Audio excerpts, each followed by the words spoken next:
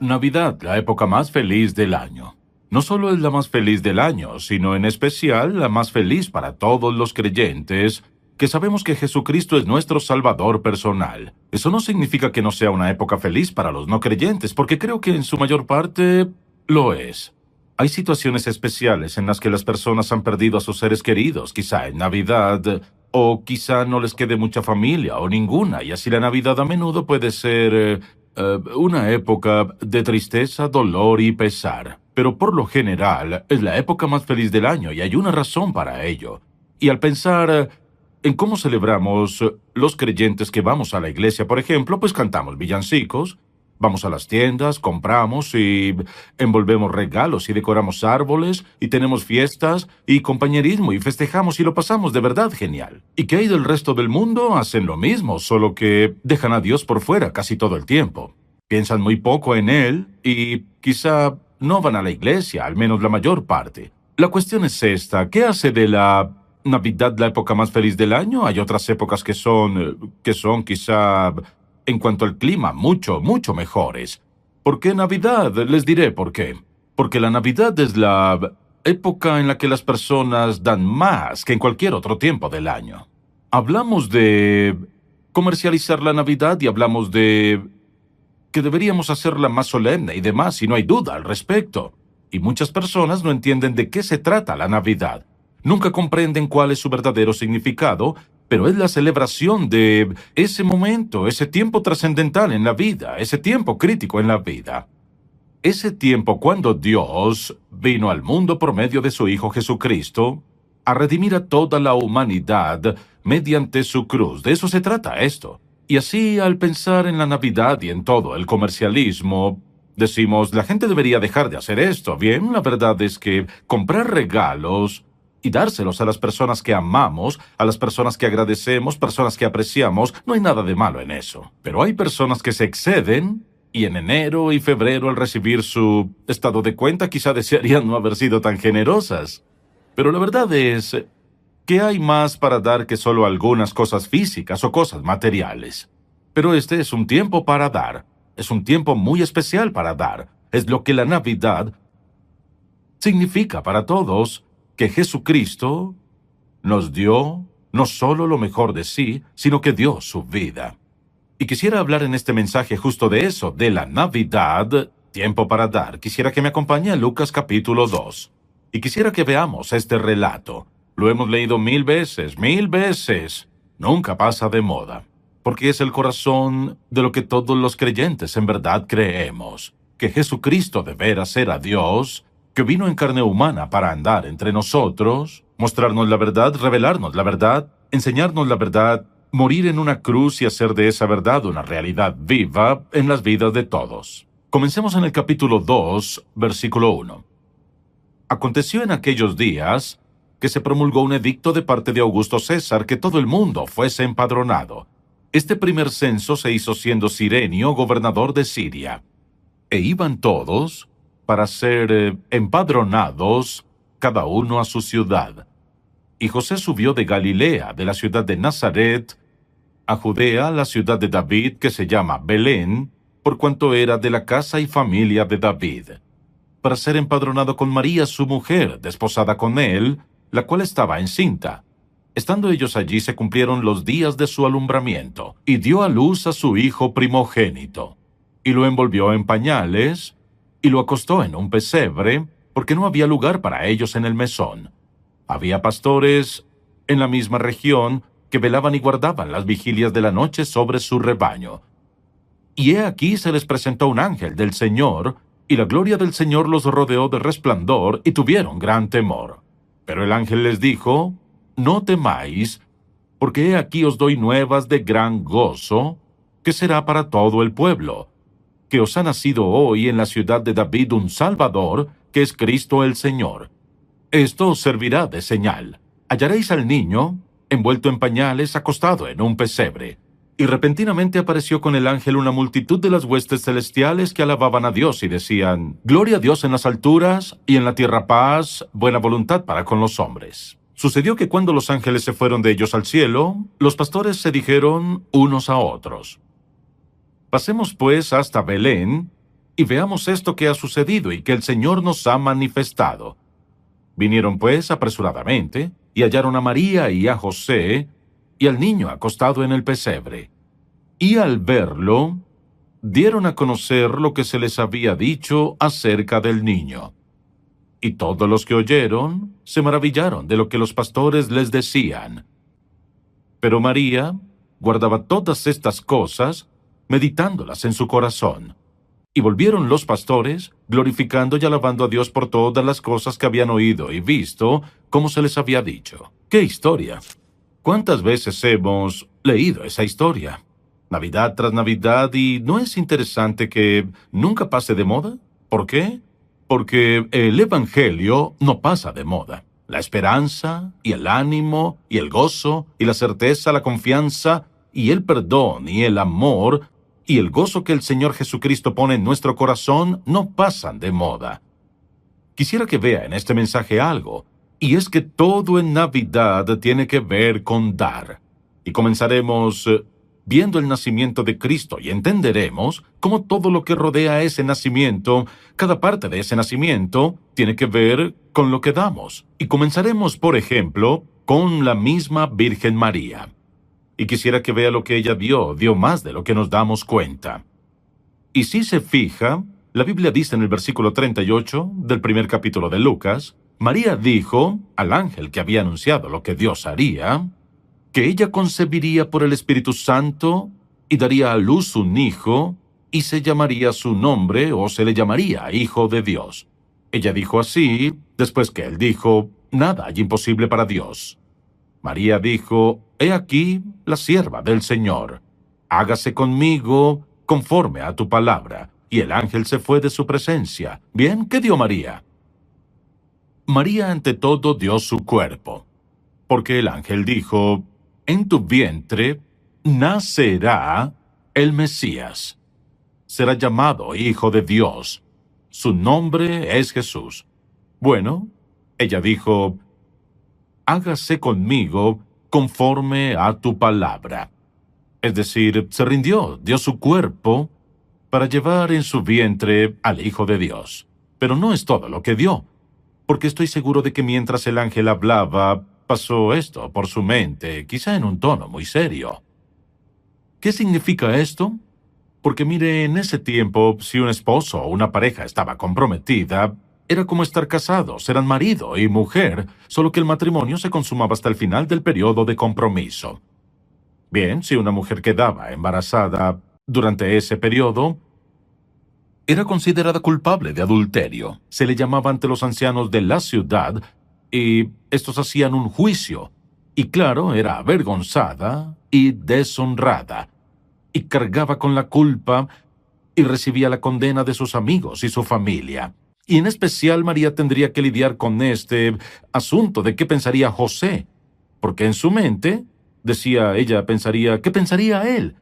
Pues se habían comprometido y ahora sabía que quedaría embarazada. ¿Cómo explicarle eso a su esposo y decirle, te contaré lo que pasó? Este ángel vino a mí y me dijo que tendría un nacimiento milagroso. ¿Quién lo creería?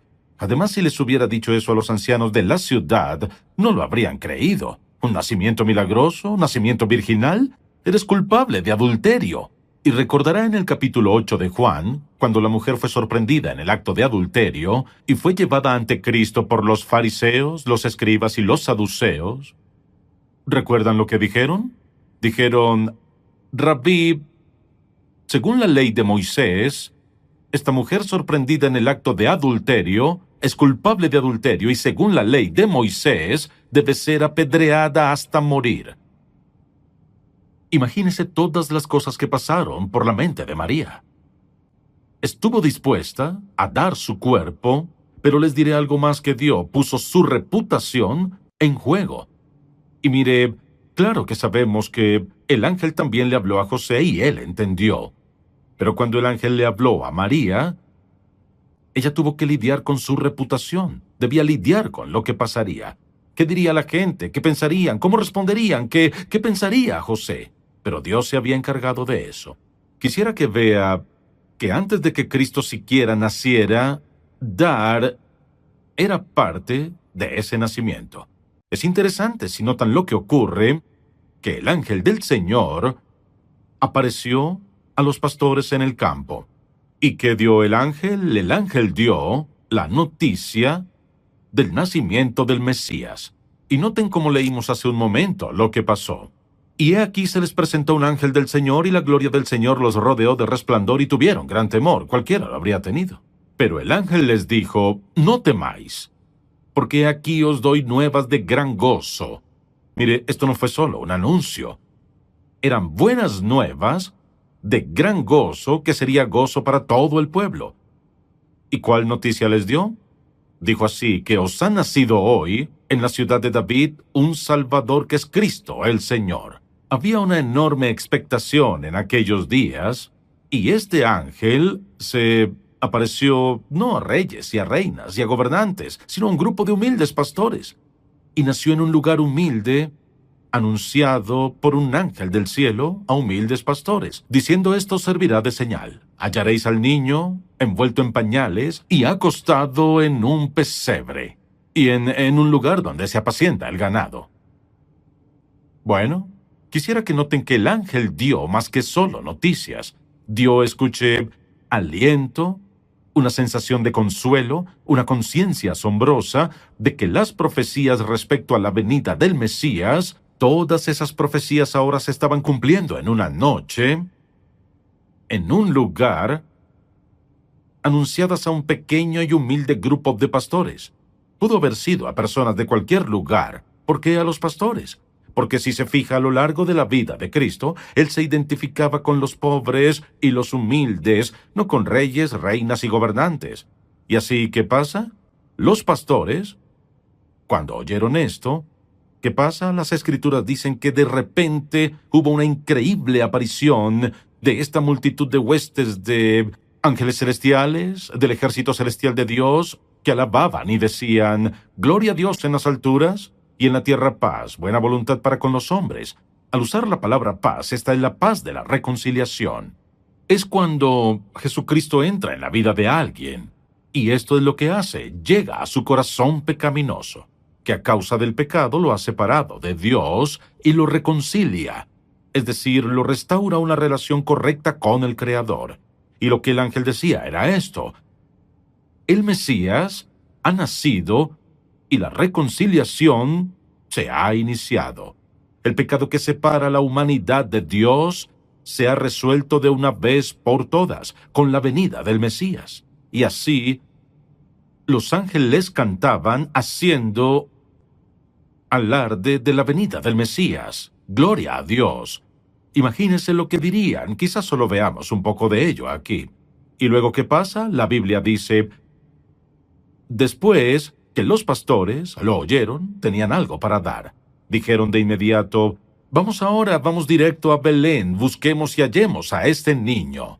Escuche cuidadosamente lo que pasó. Hallemos a este niño.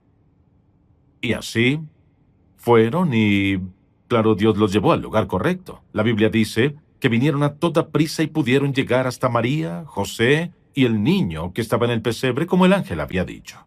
Y al verlo, dieron a conocer lo que se les había dicho acerca del niño. Y todos los que oyeron se maravillaron de lo que los pastores les decían. Ahora escuche muy bien. Vea lo que pasa aquí.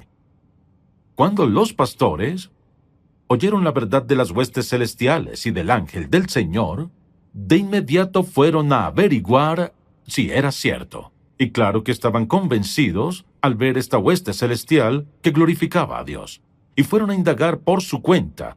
Y cuando lo hallaron, cuando descubrieron al niño, después de reconocer que este era el Mesías, Cristo el Señor, el que hemos estado buscando, es el que hemos esperado, salieron con entusiasmo, emoción, confianza en el corazón.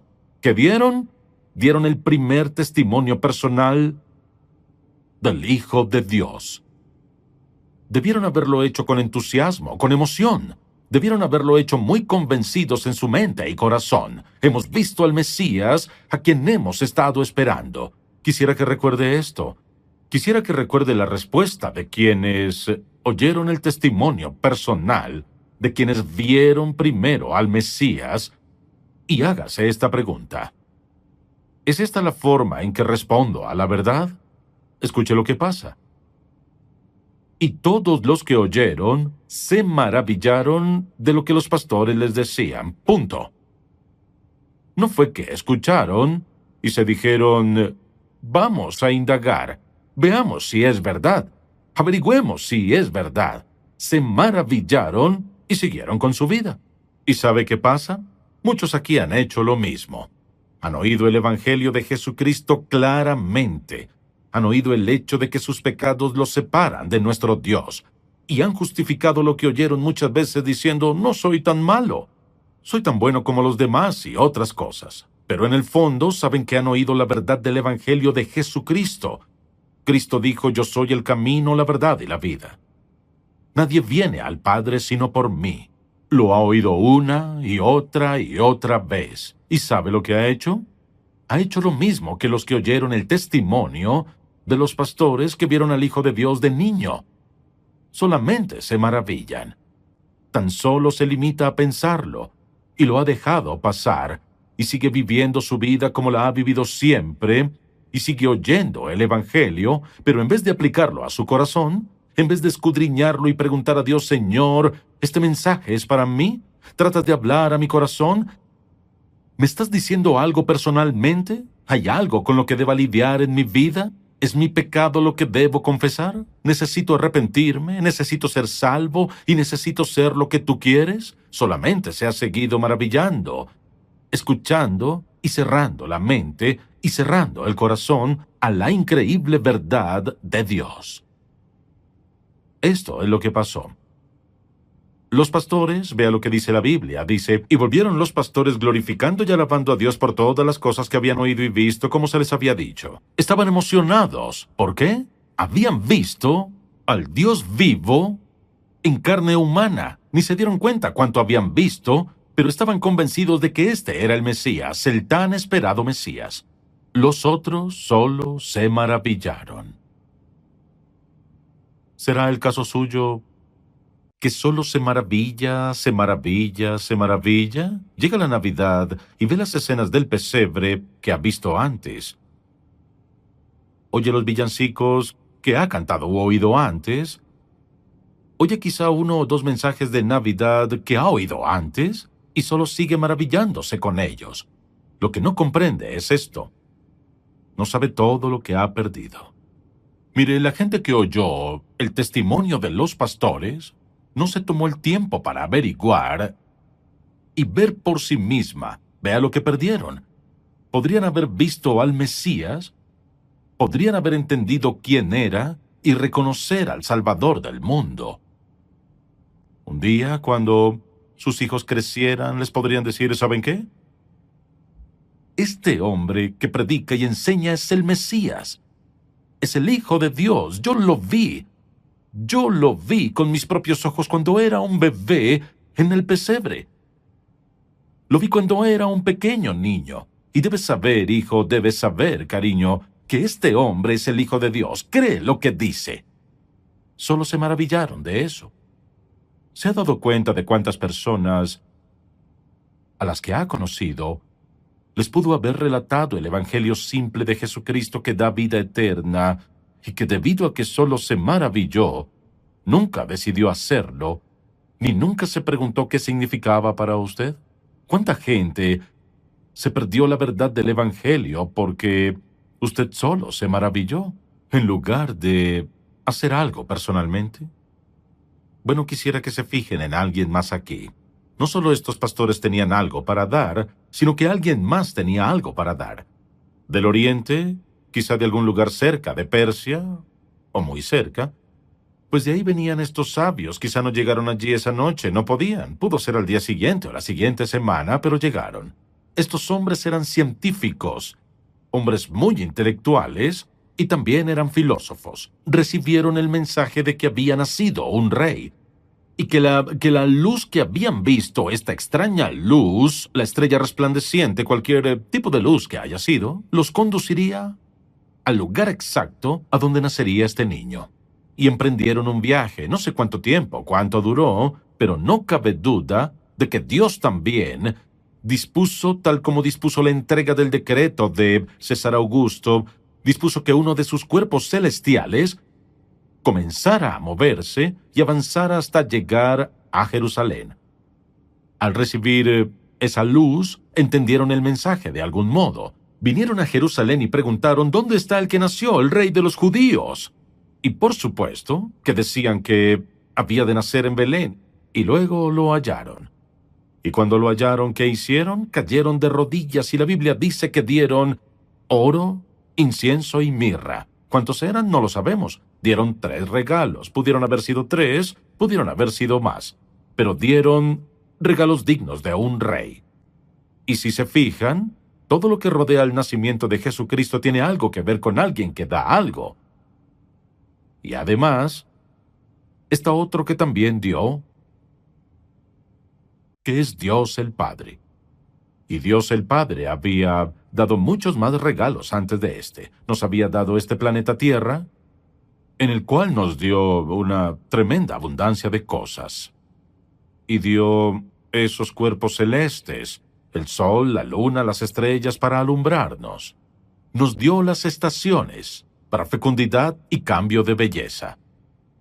Luego nos dio también la revelación de sí mismo que vemos en la naturaleza, en la creación. Dios dice en Romanos capítulo 1 que Dios se ha revelado en la creación. Revela su poder creador, revela muchas cosas mediante su creación. Y dice: por tanto, nadie tiene excusa para no creer que hay un Dios, para no creer en Dios, cuando la creación misma es un bello testimonio de tal orden, plenitud y perfección en cada aspecto. Él es la fuente de ello.